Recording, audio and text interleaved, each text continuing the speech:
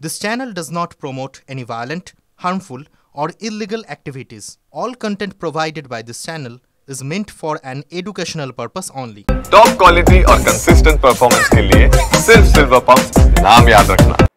কমিশনের বিশেষ নিবিড় সমীক্ষা নিয়ে এবার হুঁশিয়ারি অভিষেক বন্দ্যোপাধ্যায়ের। 2 কোটি ভোটার বাদ দেওয়া তো অনেক দূরের কথা, দুজনের নাম বাংলা থেকে বাদ দিয়ে দেখাক, বুঝিয়ে দেব কত ধানে কত চাল।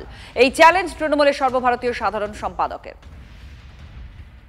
বিরোধী দলের কেউ কিছু বললে তখন বলবে ইলেকশন কমিশনকে কলুষিত করা হচ্ছে, ইলেকশন কমিশনের ভাবমূর্তি ক্ষুণ্ণ করা হচ্ছে।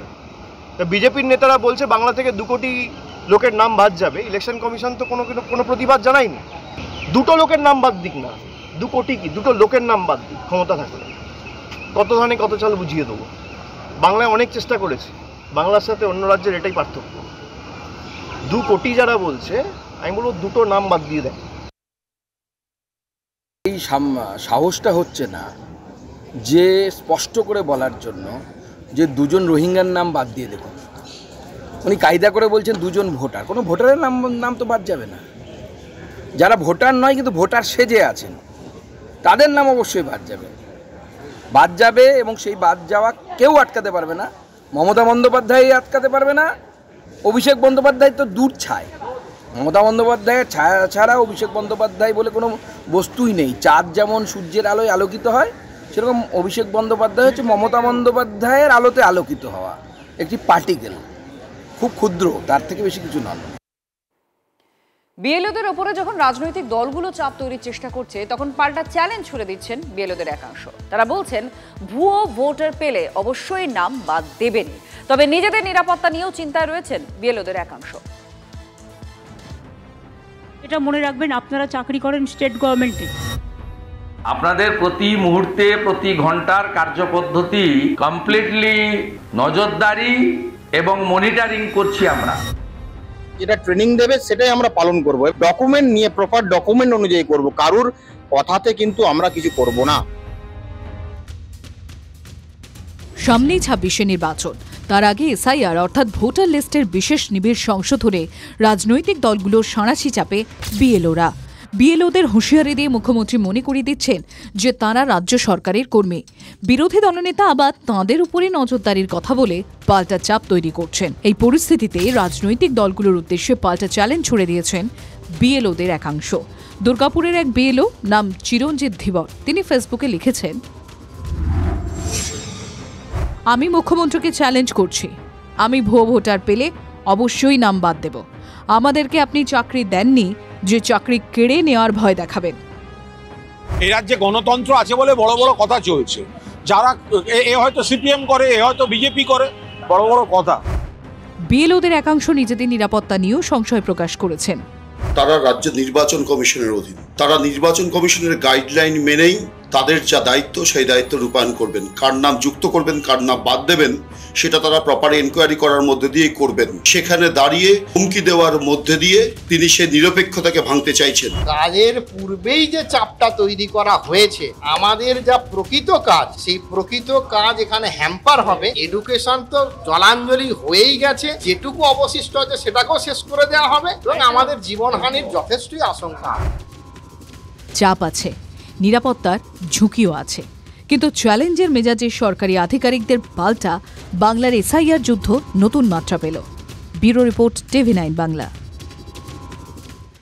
দিল্লিতে পরিযায়ী নির্যাতনের অভিযোগে নতুন মাত্রা জুড়লেন মালদার সাজনুর পারভিন। দিল্লি থেকে ফিরে এসেছেন আর তৃণমূলের কার্যালয়ে বসে সেই একই অভিযোগ তুললেন তিনি। আর এই ইস্যুকে হাতিয়ার করে সুর চড়িয়েছে তৃণমূল কংগ্রেস। দুর্বল এটা একটা চিত্রনাট্য বলে আবার পাল্টা কটাক্ষ করেছে বিজেপি। থানায় নেওয়ার পর আরো অত্যাচার শুরু করে দিল, বললো তোমরা পশ্চিমবঙ্গের লোক মানেই তো বাংলাদেশি।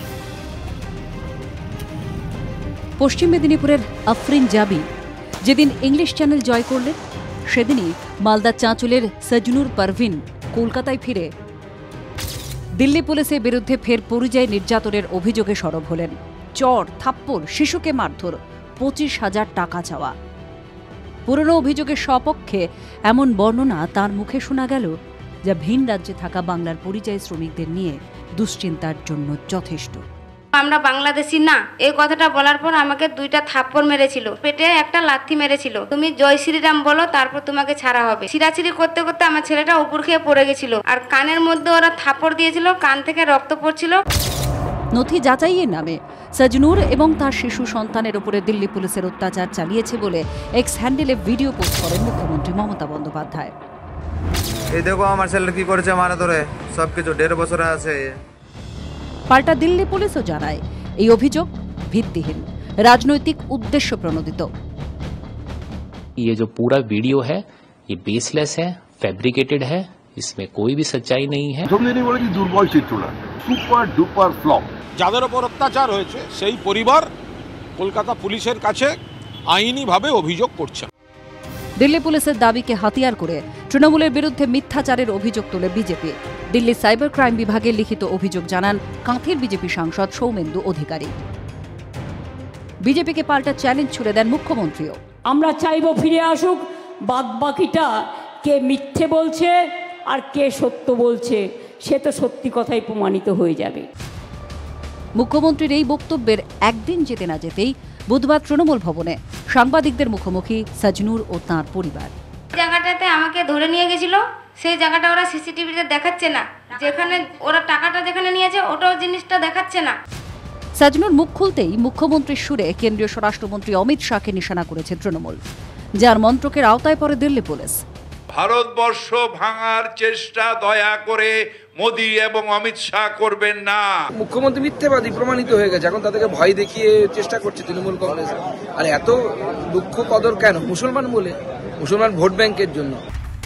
মুখ্যমন্ত্রীর পোস্ট করা ভিডিও সত্যতা খারিজ করেছিল দিল্লি পুলিশ। তা নিয়েই হৈ হৈ করে ময়দানে নেমে পড়ে বিজেপি।